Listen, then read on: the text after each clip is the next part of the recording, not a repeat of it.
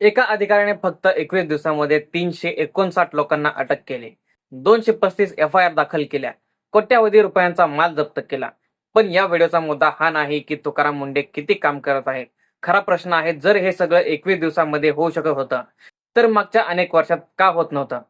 तुकाराम मुंडे यांनी महाराष्ट्र एफडीए आयुक्त म्हणून पदभार स्वीकारला आणि विशेष म्हणजे सेटलमेंट पिरियड न घेता त्याच दिवशी राज्यव्यापी कारवाई सुरू झाल्या.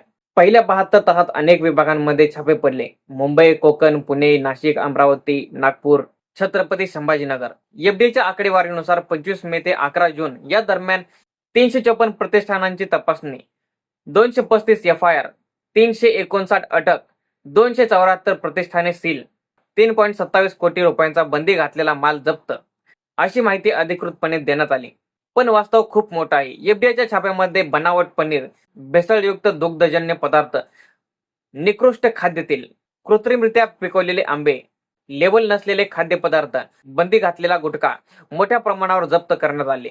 10 जूनला राज्यव्यापी मोहिमेचा सुमारे 3.95 कोटी रुपयांचा भेसळयुक्त आणि असुरक्षित अन्नसाठा जप्त करण्यात आला.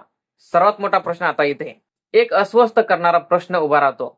एफडीए विभाग नवीन नाही, कायदे नवीन नाहीत, अधिकारी नवीन नाहीत, मग अचानक एवढ्या मोठ्या प्रमाणावर भेसळ कशी सापडू लागली? यामध्ये दोन शक्यता आहे. एक तर भेसळ अचानक वाढली किंवा आधी तपासणीची तीव्रता वेगळी होती.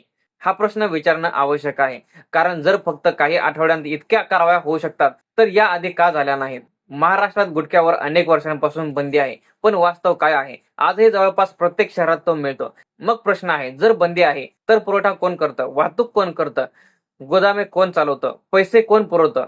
एफडीआयच्या तपासात बनावट बिल, डमी कंपन्या, गुप्त गोडाऊन आणि राज्याबाहेरील पुरवठा साखळी आढळण्याचं सांगितलं आहे. 12 जूनला तुकाराम मुंडे यांनी मोठी घोषणा केली.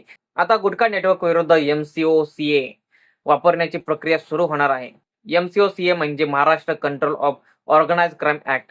हा कायदा सामान्य गुन्ह्यांसाठी वापरला जात नाही. तो संघटित गुन्हेगारी टोळ्या, खंडणी रॅकेट आणि मोठ्या नेटवर्क विरुद्ध वापरला जातो. म्हणजेच एफडीएचा संदेश स्पष्ट आहे, गुटखा विक्रेता म्हणून नाही, तर संघटित गुन्हेगारी नेटवर्क म्हणून कारवाई केली जाईल. पण इथे एक गोष्ट लक्षात ठेवायला हवी, 21 दिवसाची कारवाई म्हणजे सिस्टम बदलली असं नाही. खरी परीक्षा अजून बाकी आहे. खरी परीक्षा तेव्हा असेल जेव्हा 6 महिने उलटतील, जेव्हा दबाव वाढेल, जेव्हा हितसंबंध दुखावले जातील आणि तेव्हा हा वेळ कायम राहतो का हे दिसेल. कारण प्रश्न तुकाराम मुंडे यांचा नाही, प्रश्न सिस्टमचा आहे. आणि जर खरंच एका अधिकाऱ्याने काही आठवड्यात एवढा फरक निर्माण केला असेल, तर मग आपल्याला विचारावं लागेल, समस्या कायद्याची होती की इच्छाशक्तीची? मित्रांनो, तुम्हाला यावरती काय वाटतं कमेंटमध्ये मला नक्की सांगा. आणि आपण जर चॅनलवरती नवीन असाल तर आपल्या चॅनलला सबस्क्राईब करायला विसरू नका. धन्यवाद.